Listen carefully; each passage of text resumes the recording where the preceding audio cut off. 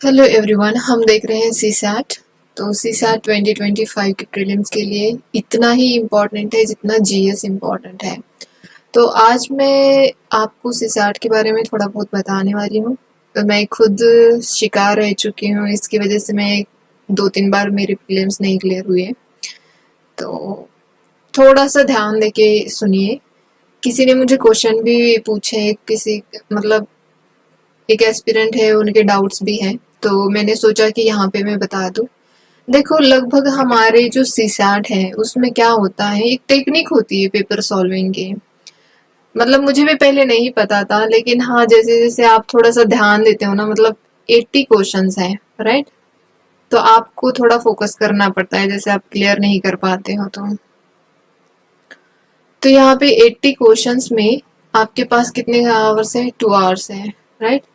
तो 2 आवर्स में आपको 80 क्वेश्चन सॉल्व करने हैं।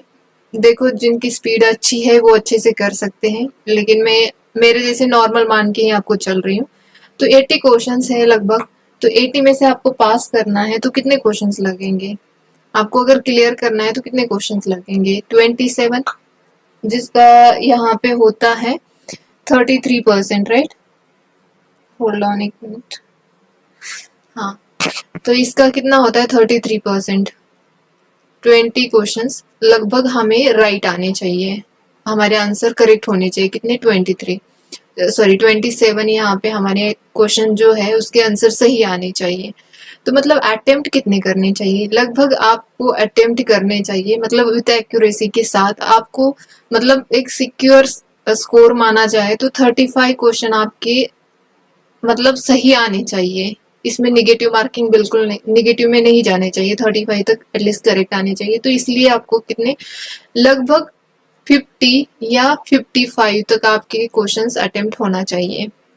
नॉर्मल एज अ, मतलब नॉर्मल पर्सन की बात कर रही हूँ मैं यहाँ पे, किसी स्पेशलिस्ट पर्सन की बात नहीं कर रही हूँ। जो जिनका अच्छा है सीसैट, उनके लिए नहीं कह रही हूँ मैं, अपनी तरह मतलब नॉर्मल लोगों के लिए बोल रही हूँ।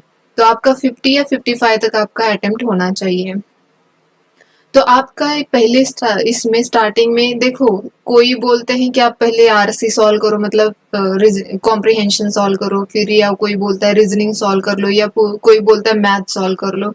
लेकिन आपको जैसे क्वेश्चन पेपर दिया गया है ना, इसीलिए फ्रेम किया है ऐसे कि बीच में पैसेज, फिर मैथ का क्वेश्चन, फिर रीजनिंग का क्वेश्चन, इस तरह से जो किया है ना, यूपीएससी ने सोच के किया है। क्योंकि हमारा ह्यूमन दिमाग जो होता है ना, वो उसी तरह से काम करता है। अगर आप सिर्फ कॉम्प्रिहेंशन पढ़ते जाते हो तो थक जाते हो, और उसी में आपका टाइम भी चला जाता है। आपको डिवाइड करना है आपका टाइम आपकी स्ट्रेंथ के अकॉर्डिंग। अगर आपका आरसी अच्छा है तो आरसी के क्वेश्चन जो इजी आपको आते हैं, आपको पता है कि 100% इनकी एक्यूरेसी होती है। जैसे कि ये अभी जो सामने क्वेश्चन देख रहे हो, ये 43 वाला, ये best reflect most logical rational crucial message कर्क्स वाले होते हैं, या सिंपल सिंपल भी मैसेज पैसेज होते हैं। तो उनको आप सॉल्व करके आसानी से, यहाँ पे एक्यूरेसी अच्छी होती है। अजम्पशन वाले क्वेश्चन में एक्यूरेसी इतनी अच्छी नहीं आती, तो उसको सॉल्व भी मत करिए जब तक आपको ना लगे कि हाँ मैं सिक्योर जोन में नहीं हूँ, तब तक आप सॉल्व मत करिए उसको। अगर आप अच्छे नहीं हो अजम्पशन में, जो आपको इजी इजी लगते हैं ना, पहले इजी इजी, बहुत आसान, टफ नहीं है कि इजी 35 क्वेश्चन फाइंड आउट करना। पहले जो राउंड होता है ना, पहले 1 घंटे के अंदर आपको ये 35 क्वेश्चन फाइंड आउट करना है और इसके आंसर के साथ गोल करके रखना है। और फिर बाकी के जो 1 घंटा बचता है उसमें आप लॉजिक के साथ जो भी थोड़ा टाइम टेकिंग वाले क्वेश्चन होते हैं तो उनको आप सॉल्व करिए। ऐसे करके आप 55 आराम से कर सकते हो। थोड़ा टेक्निक के साथ सॉल्व करना। रही बात यहाँ पे अजम्पशन का और इन्फ्रेंस का, इसमें एक डिफरेंस होता है। अजम्पशन में क्या होता है कि यहाँ पे अजम्पशन हमें अज्यूम करना होता है विदाउट फैक्ट्स और एविडेंस। कोई एविडेंस फैक्ट नहीं होता है, बस हमें ग्रहित मानना पड़ता है। लेकिन इन्फ्रेंस में क्या होता है, ये इन्फ्रेंस जो निकालने के लिए बोलते हैं वो फैक्ट्स और एविडेंस बेस्ड होते हैं। वो पैसेज में फैक्ट्स और एविडेंस दिए होते हैं। और वैसे डाटा और ये सब दिया होता है ना, इलेबोरेशन होता है पैसेज के अंदर, उसको ज्यादा फोकस ना करे। पढ़ने की एक टेक्निक होती है, रीडिंग टेक्निक भी होती है, उसको सीखिए। वो बहुत जरूरी होता है। आपकी रीडिंग अच्छी होगी तो आप उतने आसानी से आप अपने क्वेश्चन सॉल्व कर सकोगे। और फिर एक होता है इम्प्लीकेशन पूछे जाते हैं। तो इम्प्लीकेशन तो आते रहते क्वेश्चन में, हमने इस 2023 के क्वेश्चन में भी देखे हैं। तो ये इनडायरेक्टली आपको आंसर निकालना होता है इम्प्लीकेशन का। इम्प्लीकेशन मतलब इनडायरेक्टली कुछ ऐसा मैसेज दे रहा है इस आंसर से, मतलब इम्प्लीकेशन मतलब इनडायरेक्टली होता है। तो इस तरह से आप कर सकते हो। और एक दूसरी बात है कि सीसैट का डर कुछ लोगों को बहुत लगता है, पैनिक बहुत जल्दी हो जाता है। पैनिक नहीं होना है। देखो इतना हार चुके हैं, जिंदगी में कुछ नहीं बचा। जो यूपीएससी का प्रिपरेशन करते हैं ना, उनके जिंदगी में कुछ नहीं होता, अदर चीजें कुछ नहीं होते ना, किसी की शादी ब्याह होता है, ना दोस्त वोस्त मतलब कि उनके साथ हम घूमने फिरने जाए, ऐसा भी कुछ नहीं होता है ना। फैमिली वालों को इतना ज्यादा हम टाइम दे पाते हैं, कुछ नहीं होता है। कोई ये हम फेस्टिवल सेलिब्रेट नहीं करते, कुछ नहीं किया होता है जिंदगी में, इतना सब कुछ गवा दिया है, सब कुछ ये किया है, फिर डर किस बात का है? डरना नहीं है, बिल्कुल नहीं डरना। तो ये पहले तो सबसे पहली और सबसे इम्पोर्टेंट चीज होती है कि जब भी आप एग्जाम हॉल में जाते हो ना, ये डर वाली चीज आपके दिमाग में आनी ही नहीं चाहिए। इतना स्ट्रांग खुद को बना लो। तो पहले तो ये बात सही है। और मैंने जैसे बोला कि आपको 35 क्वेश्चन आसान आसान या 35 या 34 मान लो, आपके स्पीड पे डिपेंड है। वो क्वेश्चन आपको आसान ढूंढ के अटेम्प्ट करने हैं, फिर बाद में देखना है। एक बार आप सिक्योर जोन में जाते हो ना, फिर बाद में आराम से करते रहिए। तो इस तरह से आप सॉल्व करो। और ये काफी यूट्यूबर्स ने भी बात बोली है, इसमें कोई बड़ी बात नहीं है। बट एक सॉल्व करने का तरीका ये खुद आप अप्लाई करोगे ना, तब आपको पता चलेगा। बिना प्रैक्टिस के कुछ नहीं होता है। और मैं खास करके आपको बोलूंगी कि अपना जो कॉम्प्रिहेंशन वाले क्वेश्चन होते हैं ना, वो पीवाईक्यू के देखना, उसकी लैंग्वेज भी देखना कि कैसे यूपीएससी फ्रेम करती है। ये इंपॉर्टेंट चीजें थी तो मैंने यहाँ पे बता दी। अब कुछ चीजें हैं जो स्टेटमेंट एक्सट्रीम लगती है आपको, उस स्टेटमेंट पे आपको ध्यान देना है। अभी हम जो देखेंगे पैसेज, ये 43 क्वेश्चन है 2023 के यूपीएससी के सीसैट पेपर का। तो यहाँ पे देखो, ये पैसेज मैंने टेलीग्राम पे अपलोड किया है, वहां पे आप कमेंट सेक्शन में आंसर दे दो। आप चाहे आपका गलत भी आंसर हो ना, बट फिर भी आप आंसर दिया करो, क्योंकि आपका ना वो डर खत्म हो जाएगा। ठीक है, तो चलो देखते हैं। यहाँ पे आप पहले देखेंगे एक्सट्रीम स्टेटमेंट हम निकाल देंगे। यहाँ पे देखो बोला है क्लाइमेट जस्टिस। ये वर्ड अगर मेंशन होगा पैसेज में ना, तो इसके इर्द गिर्द यहाँ पे most logical rational and crucial message बोला है, तो वो मैसेज पता चल जाएगा हमें। Should be ingrained in detail in the rule of all new climate compact agreement. ठीक है, तो देखते हैं ऐसा है क्या। थोड़ा एक्सट्रीम नहीं लग रहा है, बट फिर भी देखते हैं। Environmental resources are unevenly distributed and exploited across the globe. ये वर्ड्स हमें देखना है, थोड़ा सा एक्सट्रीम लगता है, फिर भी देखेंगे हम। थर्ड यहाँ पे स्टेटमेंट दिए, देयर इज एन इम्पेंडिंग मतलब लाइकली पॉसिबली होने वाला issue of dealing with huge number of climate change victim and climate refugee. क्या इस वर्ड का इस्तेमाल किया है? देखो ये वर्ड्स बहुत इंपॉर्टेंट होते हैं, वर्ड्स के ऊपर फोकस करना।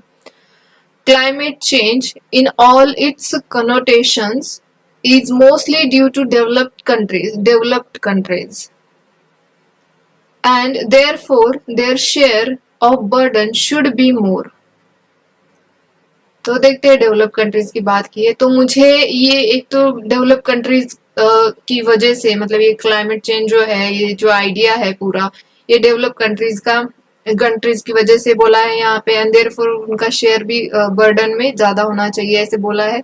तो ये मुझे थोड़ा एक्सट्रीम लगता है, क्योंकि डेवलप है, थोड़ा शेयर उनका होता है, बट ये ऑल ऐसे बोल रहा है यहाँ पे, तो ये थोड़ा एक्सट्रीम लग रहा है। ये अनइवन वाला भी मुझे एक्सट्रीम लग रहा है।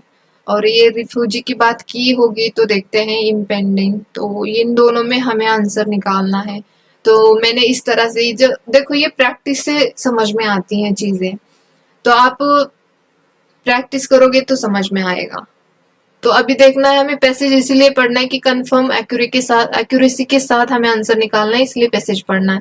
तो ये पैसेज है, यहाँ पे बोला है along with sustainable lifestyle climate justice। देखो यहाँ पे वर्ड है climate justice is regarded as a significant principle in environmental balance। ठीक है, both the principle have bring on political economic choices of the nation. So far, our climate change summits or compacts, both the principal have eluded consensus among the nations. So justice in the judicial sense is well defined. However, in the context of climate change, it has a scientific as well as a socio-political connotations. ठीक है, socio, यहाँ पे वो देखो इन्होंने क्या बोला, socio political connotation. So the crucial question in the next few years will be how resources, technology, and regulation are used to support the victim of climate change. And justice in climate is not defined to action related to mitigating, but including the wider nation of support for adaptation of climate change and compensation for loss and damages. मतलब यहाँ पे इन्होंने बोला wider nations का support लेना चाहिए. ठीक है, तो ये पूरा पैसेज हमने देखा. अभी जो हमें दो को इसमें कंफ्यूजन है उसका देखते हैं. यहाँ पे बोला है इन्होंने क्लाइमेट रिफ्यूजी. इसका इस टर्म का कहीं पे भी विक्टिम्स की बात हुई है, लेकिन impending issue of dealing with huge number of climate change victim नहीं. इन्होंने सपोर्ट के लिए बहुत सारे लोगों का वाइडर सपोर्ट लेना है, ये बोला है कि इसको मिटिगेट करने के लिए. ये क्लाइमेट रिफ्यूजी की बात ही नहीं कर रहे हैं, तो यहाँ पे ये भी खत्म हो जाता है. हमारा आंसर ये आ जाता है, ये ही बचता है. तो यहाँ पे देखो क्लाइमेट जस्टिस की बात हो रही है, पूरे पैसेज ही इसी से रिलेटेड है. तो logical and rational crucial message यही है कि should be ingrained in detail in the rule of all the new climate compacts and agreement. Compacts की भी बात हो चुकी है पैसेज में. यहाँ पे ऑल की वजह से आप इसको निकाल देंगे, ऐसे मत करना. पैसेज जब तक नहीं पढ़ते हैं ना तब तक, अगर आपको स्टेटमेंट एक्सट्रीम नहीं लगती है और बस स्टेटमेंट के अंदर ऑल है इसलिए उसको कैंसिल कर रहे हो, तो ऐसे मत करना, क्योंकि पैसेज जब पढ़ोगे ना तभी समझ में आएगा. मैंने यहाँ पे पैसेज का हिंदी मतलब नहीं बताया क्योंकि ज्यादा वो थोड़ा ज्यादा लेंदी हो जाता, तो इसीलिए नहीं बताया मैंने. बाकी चीजें भी यहाँ पे मैंने आज बताई है, थोड़ा अजम्पशन, इन्फरेंस, इम्प्लीकेशंस. तो ये सब चीजों पे आप इस वर्ड, ये जो वर्ड्स होते हैं ना इनका मीनिंग बहुत इंपॉर्टेंट होता है, तो इसलिए याद रखिए. और हमने ये आंसर यहाँ पे और भी, अगर आपको देखना है तो आप 23 की जो आंसर की होती है ना उसके अंदर जाके आप ये क्वेश्चन का आंसर कंफर्म कर सकते हो, यही आंसर होगा. ठीक है, तो आज के लिए इतना ही. प्लीज प्रैक्टिस करते रहिए पैसेज का और खास करके PYQ. इतना ही, धन्यवाद.